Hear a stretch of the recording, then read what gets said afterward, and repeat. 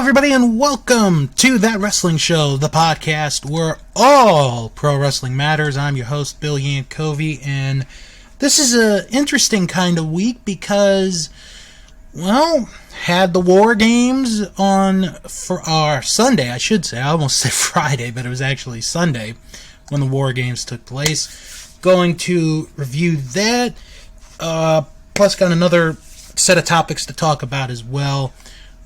So it's going to be a good show here this week. There's only 2 episodes left in the year 2020. After this week, got a show next week, which I'll talk about a little bit later on, and the season finale, which will be up on Christmas Eve as the way to end. Well, let's just say it's one of the worst years that we as people have ever had. But before I go into the news and discuss some topics here, I do want to remind everyone that you still have time to place your nominations for the annual That Wrestling Awards. The opening of your casting your ballots goes for another 9 days as of this recording on the 11th of December. The nominees will be announced on the 21st of December, so you will know who the nominees are at that time. We've had some people vote so far, but I know we have a very good community. We can do a little bit more, and if you're new and you want to join, just join our Facebook group, and we'll be more than glad to add you. But, I'll be honest, I was contemplating if I should do this award show this year because of everything that's happened, but I think it's good for all of us if we did have an award show to, even though there, weren't a lot of good, I guess what I'm trying to say is, folks, we should have an award show to remember all the good things that happened in 2020, because there were good things that happened in 2020.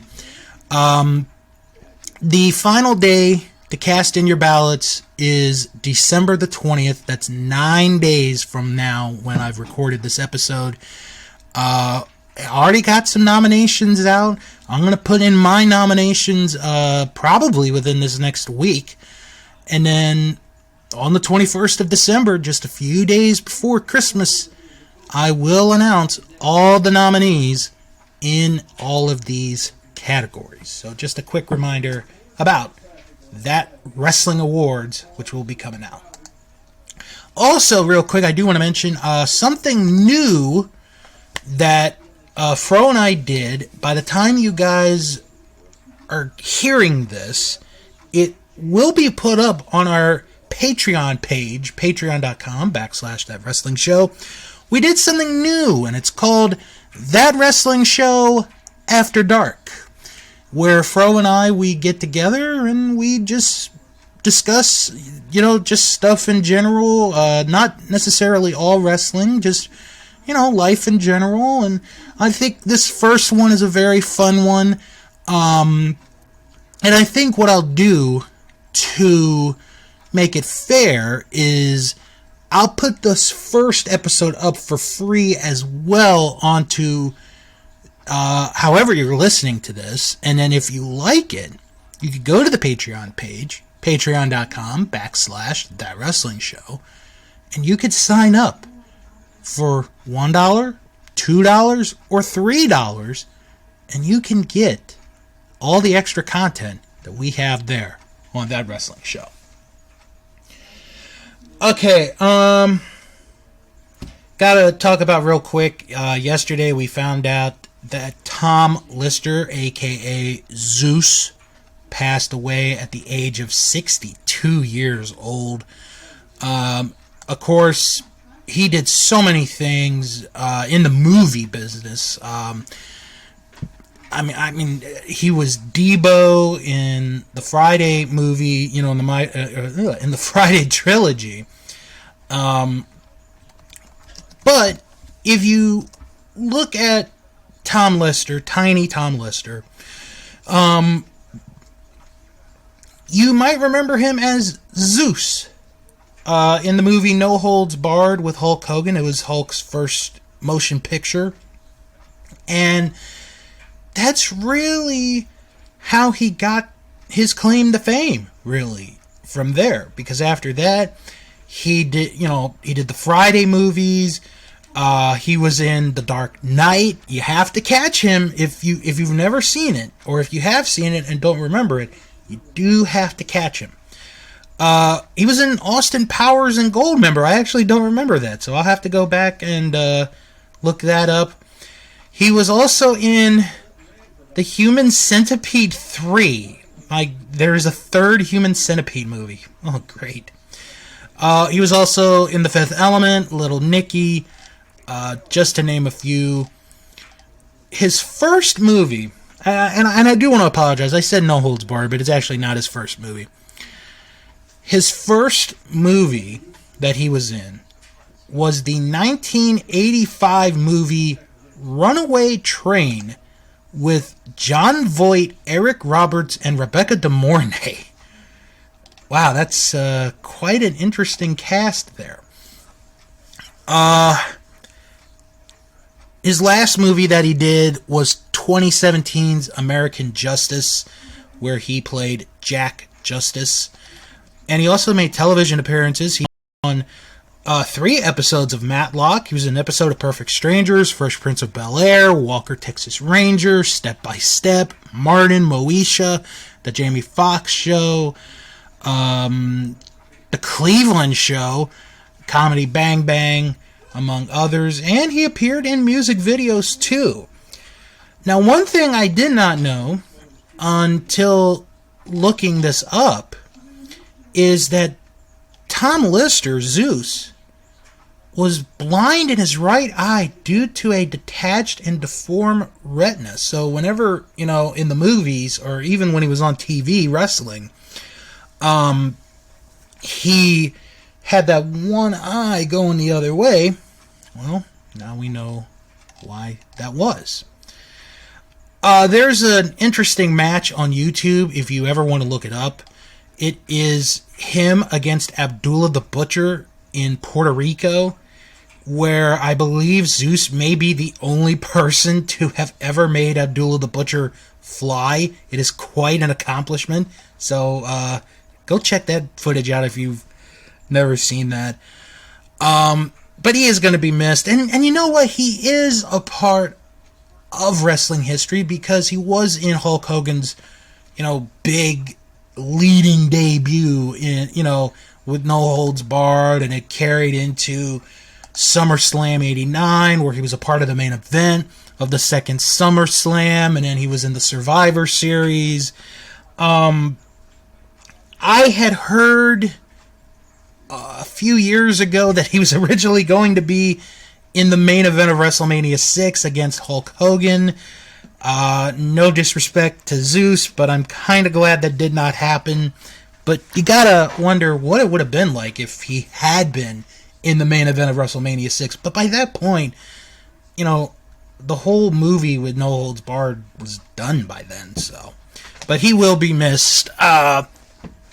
Thoughts, prayers go out to Tom Lister's family. Next Friday night is Ring of Honor's first pay-per-view in a year. You're not hearing that wrong. It is their first pay-per-view in a year. Final Battle. News came out today that 4 wrestlers will not appear at Final Battle because of pre-travel testing protocols. Ring of Honor released this following statement that I'm about to read. With the health and safety of Ring of Honor's talent, staff, and fans the company's #1 priority during the pandemic, ROH enacted stringent COVID-19 protocols in conjunction with the Maryland State Athletic Commission. As a result of pre-travel testing, the following performers will not appear at Final Battle. Excuse me. Bandito, EC3, Flamita, Kenny King. All 4 performers are doing well and resting at home. ROH wishes them a speedy recovery and looks forward to their return to action in 2021. All other performers, production staff, and general staff are safely in the ROH bubble after passing their second round of tests. Okay, this is new. This is big news if you're a Ring of Honor fan like myself, because EC3 had a big match set against Jay Briscoe next week at the pay-per-view. And that was one of the big matches that they were kind of hyping up going into the pay-per-view. And also, excuse me, Flamita and Bandito are currently 2/3 of the current Ring of Honor 6-man tag team champions, along with Ray Horace, and that match, which was scheduled for Final Battle, now will not be taking place at the pay-per-view. I believe, and if I'm wrong, I will admit that I am wrong, Kenny King was going to be in the 4-way match, with the winner receiving a TV title shot later that night. So now it is Josh Woods that is put into that match. Again, if I got that wrong, I do apologize. But there is a lot that is changing, going into Final Battle. Oh, actually, I do apologize. Kenny King was not in that match. I don't think, honestly, now that I'm thinking about it, I don't think Kenny King had a match set for Final Battle. So, you now have 2 matches gone from your card. And I saw the card the other day, and it was a 10-match card. So, now you're down to 8. And you have a very interesting situation here, because one of the matches that is going to take place is Jonathan Gresham and Jay Lethal defending the Ring of Honor tag team titles against PCO and Mark Briscoe. If you did not watch the show last week, Mark Briscoe was saying, we got a rematch for the World Tag Team titles. My brother's dealing with EC3. I got to find myself a partner. And he finds PCO as his partner. Now, how do you play this off? Does Jay get into this match? Does PCO get out of the match? What's going to happen? It's going to be very, very interesting. I don't believe they had enough time editing-wise to change anything, because they're going to have a new show this weekend anyway. So, because of that, it's going to be interesting to see. But I still think Final Battle is going to be a very good show to keep an eye on. Should be a fun show to watch.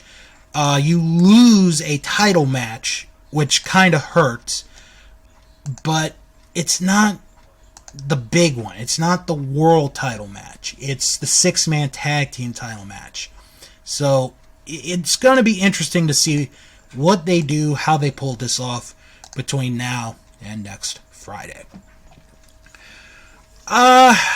Real quick, I want to talk about Kenny Omega on Impact this past Tuesday night. I thought it was a good segment. I enjoyed the segment, and the vibe that I got from that interview is he's going for multiple titles in 2021. Because if you didn't watch it, and I might find the link to post up on our Facebook group, he says that he's a collector and he likes to collect. And it made me think, like, oh, this is going the way of Thanos from Avengers, you know?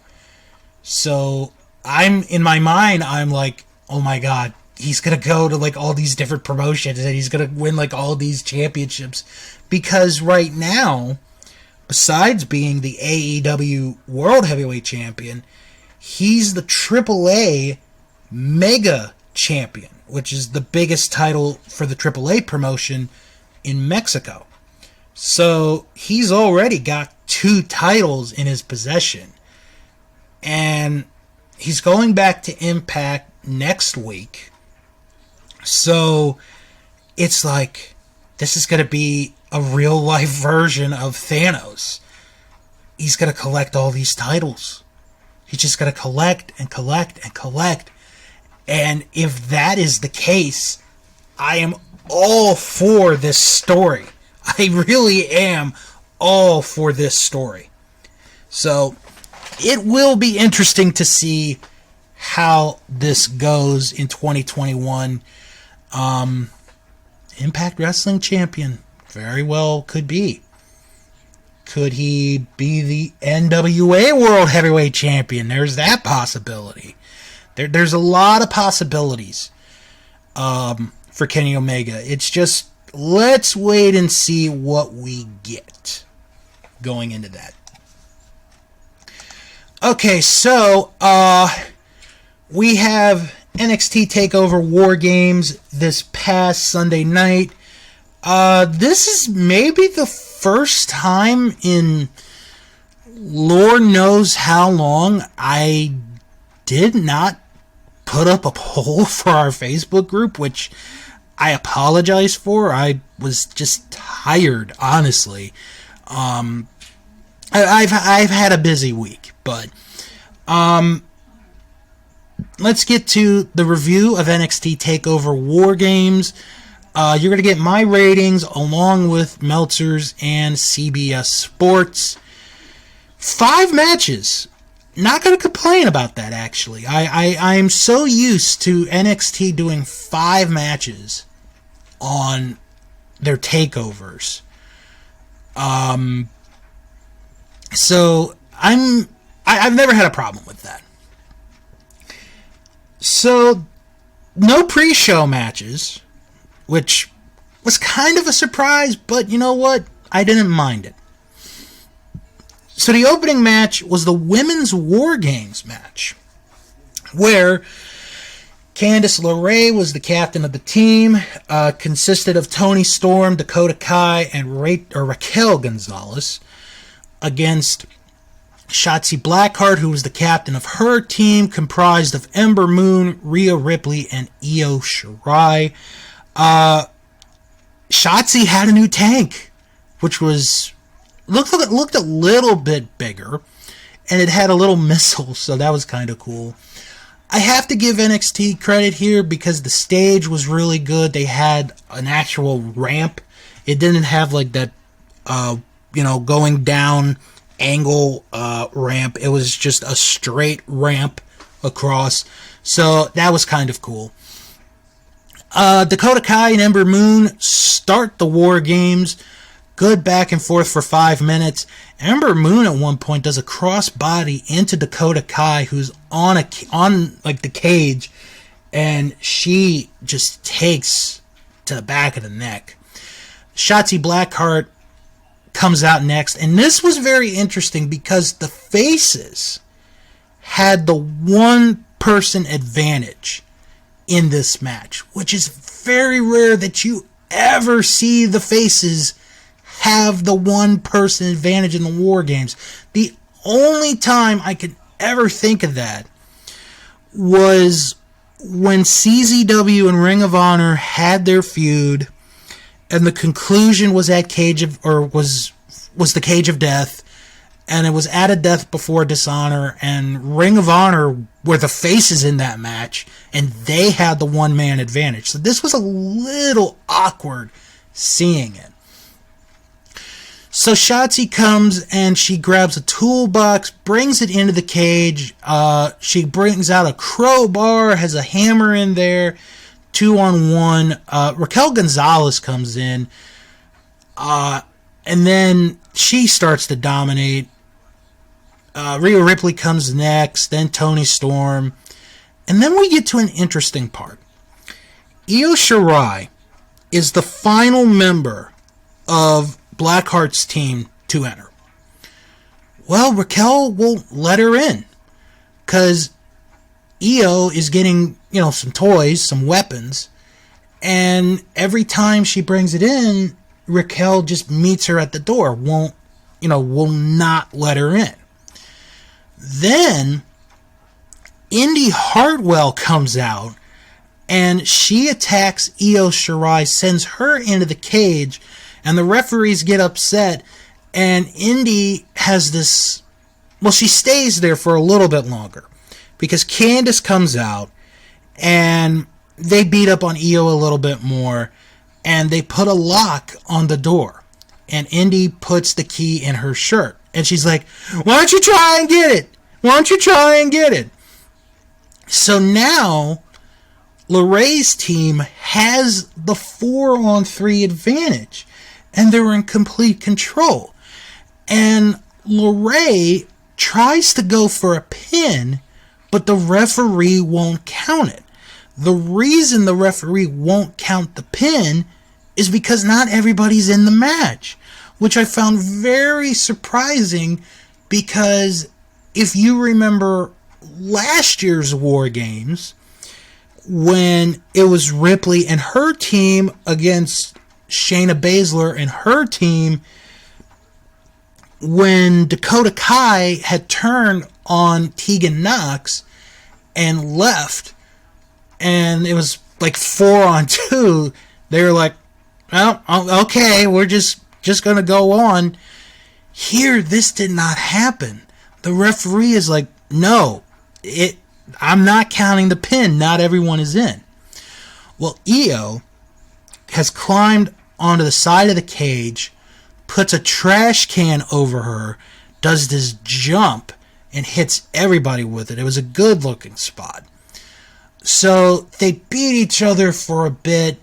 Ember Moon hits Total Eclipse on Dakota Kai over steel chairs. Shotzi tries a dive off the ladder, but Candice LeRae puts a chair up, which hurts Shotzi, but in the same time, or in the process, hurts Candice's arm. She, I believe, has a broken arm. It's not really been confirmed, but I do believe she has a broken arm. So the end of the match, Raquel and Io they're like in between the two rings, and there's a ladder set up in between, and it's flat. So Raquel basically slams Io onto the ladder breaks. 1, 2, 3, Raquel wins the match for her team, which was a bit surprising, but kind of good in a way, because number one, the heels won, and number two, you have now made a new contender, a new challenger to the women's title in Raquel Gonzalez. I'm going to be honest. I mean, I thought the match was okay. I wasn't a big fan of this, as I've seen other people put in. I gave it a C+. There's just something about this match that I wasn't a big fan of compared to last year's War Games. So, C+ for me. Meltzer gave it 3.5 stars. CBS Sports gave it an A-. Oh my god. Here we go. Okay, next up, Tommaso Ciampa against Timothy Thatcher. This was a fun match. I enjoyed watching this match. A good wrestling match, just hold for hold, move for move. Not really much to say here. Ciampa got the win after he hit a DDT, but to make sure he had the pin, he put some weight on to Thatcher to make sure that he could not get out. It was an enjoyable match. I kind of liked it. I gave it a B-. Meltzer gave it 3 3/4 stars. CBS Sports gave it a B. Next was Dexter Lumis against Cameron Grimes in a strap match. This had a weird pre-match because Cameron comes out and he's got his own leather strap. And the ref's like, that's not the strap we're using. The one in this bag is the one we're going to use. And Grimes is like, no, I'm not using that one. I want to use this one. If we don't use this one, then we're not having a match. So Lumis just gives this look when asked if, they want to use it. And Grimes actually attacks Lumis before the match. And it goes on for a few minutes before the match even begins. And then it's, just a good old-fashioned leather strap match. Nothing too exciting. Dexter Lumis got the win. I gave it a B-. It's on the lower end of the B-. Meltzer gave it 3 1/4 stars. CBS Sports gave it a B. Quickly, we had a vulture being shown. And basically it was for Karrion Kross because Kross came back on NXT this week. And if you saw it at the end, there's a tick-tock. And I was like, yeah, okay, I know what this is. Next up, NXT North America title on the line. Leon Ruff defending against Johnny Gargano, Damian Priest, 3-way match. There is a story to this match. There's multiple stories. The first one is Priest does not want Leon Ruff's help at all. That's the first thing. Then the other thing that becomes a story is all these guys in masks going after Priest. And it kind of takes away from the match a little bit because you had Leon Ruff, who took a razor's edge through the barricade, and it was knocked over, and in this poor fan, if you watch, she accidentally falls backwards and knocks the other barricade on the opposite side down. It was kind of funny. It was one of those like, oh man, I feel bad for the person, but it was kind of funny. But Ruff does make it back into the ring. Damian Priest is fighting these guys off, and then there's this one guy in the mask, hits him with a crowbar, or not a crowbar, but a lead pipe, takes him out of the match. So it's Ruff and Gargano, and Gargano ends up winning the match with the super kick and one final beat to become a 3-time NXT North American champion. And then the masked guy is revealed to be Austin Theory. I gave it a B. It was a good match. It was telling the story. I think the problem was with this, there were too many stories being told. I think that's where I had a little bit of a problem. But I did give it a B. Meltzer gave it 3 1/4 stars. CBS Sports gave it a B+. Now we go to the main event. It is Team McAfee, consisting of Pat McAfee, Oney Lorcan, Danny Burch, and Pete Dunne against Undisputed Era. So it is Pete Dunne and Kyle O'Reilly who start the War Games. And those two are just very, very good in the ring. I'd love to see a one-on-one match with those two in the near future. So we get a little bit of a side story, but it's not much of it. But if you haven't seen it, you do have to pay attention to it. So the time runs out. McAfee's going to go in. Then Oney puts his hand up. He's like, I've got this. So Oney Lorcan goes in. And McAfee's like, okay, go on. And then Bobby Fish comes in next. Then the time runs because it's going to be McAfee's team going next. McAfee's about to go in. McAfee's about to go out. And Danny Burch is like, no, I got this. I've got this. And McAfee's like, okay. So the story is McAfee is wanting to go in. But the other guys are like, no, you stay there. We've got this. And then Roderick Strong comes out. Then Pat McAfee comes out. And I honestly thought, watching the match, I thought McAfee was going to be, a chicken heel. He wasn't going to go in. But I'm going to give the man credit where credit is due. He goes out, he grabs these tables, grabs these tools, of destruction. He gets into the cage. The first thing he does is he does a splash onto Roderick Strong through a table. And it's like, okay, if that's all McAfee's going to do, that's all he has to do. So Adam Cole comes out. So now, the match beyond begins. And these guys just beat the bejesus out of each other. McAfee does a swanton off the top of the cage onto everyone. Everybody's taking chair shots. They're being thrown into the cage. They're getting hit with tables. There's so much going on here. Then you get to the end. And McAfee, and I'm gonna be honest, he did an amazing job in this match. For someone who is in his second match as a professional wrestler, his second match, he did an amazing job in this match. He didn't have to. He did not have to.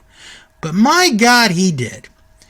So McAfee, he's teasing going for the Panama Sunrise. Adam Cole says no. He beats him up.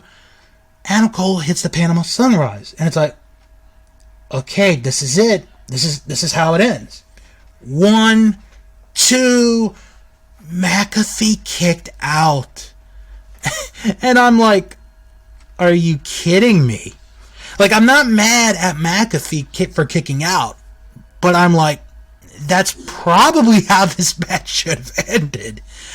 But eventually they get the pin on Oney Lorcan to win the match. Undisputed Era wins the War Games. I enjoyed it. It's just that ending kind of took it out of me a little bit. If McAfee had been pinned, if he had just been pinned, I think this would have gotten a higher grade. This was my match of the night. But because of how it ended, it hurt it a little bit. So I'm going to give it a B, but it is a match that you should go out of your way to see. Is it the match of the year? No.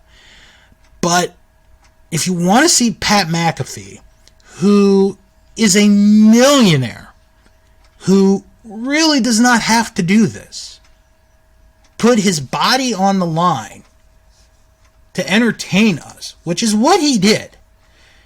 And that's something I will not take away from the man. He did his job. And he did a good job. Then, if he like I said, he didn't have to do this. He didn't have to do this match. But he did. He did it anyway. And he did a good job. So Meltzer gave it 4 3/4 stars. CBS Sports gave it an A. And that is the coverage of NXT Takeover War Games. I'll say this. Not the worst show in the world. Like I said, I like there being 5 matches, the 2 War Games being there. I don't know. I just felt the women's was a little bit disappointing. Not saying it wasn't a good match, because it was a good match, but it was kind of a letdown. The men's match was really good. just wasn't a big fan of the ending. And then you had your stuff in the middle, which proved to be all right. So if I had to give the show a grade, well, I'm going to give the show a grade. What am I thinking if I give the show a grade? I'm going to give the show a B. It wasn't terrible. It wasn't bad. I know NXT really hasn't been that good as of late, but it was still a good show, and I think the key word is watchable. This was a watchable show for NXT. So, if you haven't seen it, go check it out. It's worth your time. And that's going to do it for this week on That Wrestling Show. Speaking of time, boy, look at this. Kind of a short show this week, but it's okay because there's a lot coming next week. But let's get into the plugs. If you have any questions or comments, send an email, wrestlingman@thatwrestlingshow.com. Don't forget to follow the show on Twitter at WrestlingShow11. Follow the show on Instagram at That Wrestling Show. Join the Facebook group. It is That Wrestling Show fan group. You type that in the search bar and you are right there. If you can't find it, it's okay. I put a link in the description of each and every episode. Check out our merch store, teesprings.com/That Wrestling Show podcast. And if you like what you heard here, check out our Patreon, patreon.com/That Wrestling Show. Now this week on Another Digital Citizen, Luke and Fro discussed their top this is actually kind of a good topic. Their top 5 best and worst childhood books.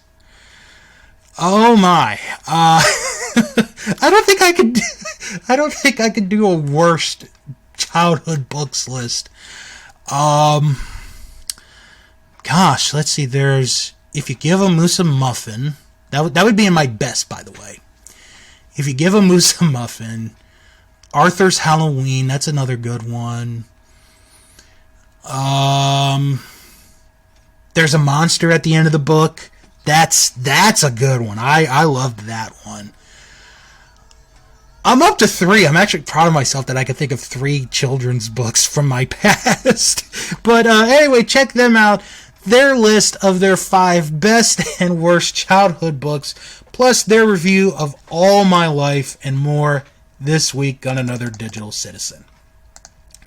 Check out our Vantage Point, the Retro Wrestling Podcast with Joe Murata and Michael Quinn, as this week they discuss what went wrong with the Lex Express, basically Lex Luger's USA campaign run in 1993, plus week 1 of the Royal Flush of the worst feuds, and they review the very first episode of WCW Prime, baby. Get the Moon Match of the Week. No, there's no Moon Match of the Week, but you want to check out their review from February 6, 95, the debut episode of WCW Prime. Plus, if you do their Patreon, if you get their top tier, which is $5, right now they have up immediately their review of This Tuesday in Texas. Quite a good review. I'm gonna say it up front. It is a good review. Check it out. Our Vantage Point, the Retro Wrestling Podcast.